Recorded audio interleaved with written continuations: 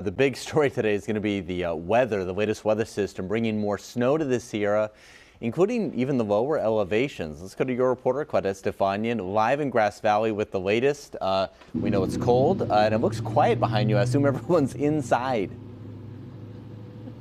Hey, good morning, Dom. Yeah, I think that's a good perspective you picked up on. We haven't seen a lot of people. A lot of them have just been walking around with their umbrellas. But again, not many people. Of course, vastly different from what we were showing you yesterday when we were in areas like Colfax, where there was just so much snow there. And we had those trucks that were pulling over to the side, right? But then as we take a look here in Grass Valley, right over here in the foothills, a whole different situation. You can see a dusting of snow over in the distance. That's just lightly just sitting there on the roof over in the distance. Not too much, nothing too crazy, right? And then, of course, as we continue to turn our camera over, of course, things looking quite beautiful over here. You might be able to look in the distance and see that, that flag waving back and forth. Again, not too aggressively, at least not in comparison to what we were showing you just a little bit earlier. But a lot of the communities that, our CBS crews have been speaking with have all been in preparation mode for this winter storm. Let's go ahead and walk you through this. Yesterday, we watched as people prepared for the oncoming snow in different communities,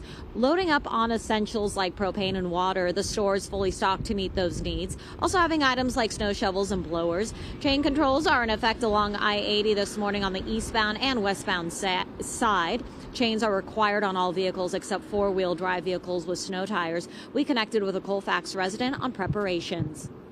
When it comes to like propane and water and such, you want to come down and load up before you don't want to run out when power goes out. Bringing you back out live again, giving you a good look here in downtown Grass Valley. Now, I hopped onto the nevadacounty.gov website and I was able to pick up on some tips that people can keep in mind when they're dealing with weather like this. Some of the things that they were advising were make sure to keep those sleep items on hand. We're talking sleeping bags, also light alternatives, flashlights. Also, they were recommending that you store those non-perishables because you want to make sure you're in a situation where you're able to brace for this weather when it does get bad. Back to you. Yeah, CHP had to do a rescue of some cars that tried to go on the back roads, so you never know. All right, Claudette, thanks so much. Appreciate it. And the heavy snow already causing some headaches for drivers. Your reporter Sakura along Highway 50 with how drivers are handling the snow and preparing for what's to come. Well, I'm joining you from Pollock Pines, the parking lot of the Safeway here to be exact, and the snow has been coming down all morning long, continuing what we saw yesterday. If you take a look behind me, check it out. This car buried under a foot of snow. This is a car that was left behind yesterday. We saw many cars in similar situations buried under the snow as many of these Safeway workers had to go in for their shift, and when they came out, that is what they were met with. We spoke with one Safeway worker whose drive to and from work were impacted due to these conditions. I was not expecting almost 2 feet on the top of my car. And luckily my housemate came and picked me up. But yeah, I had to walk to work this morning. Well, in conditions like this, it's certainly nice to have neighbors and friends who are willing to lend a helping hand or have a snow shovel to help you out.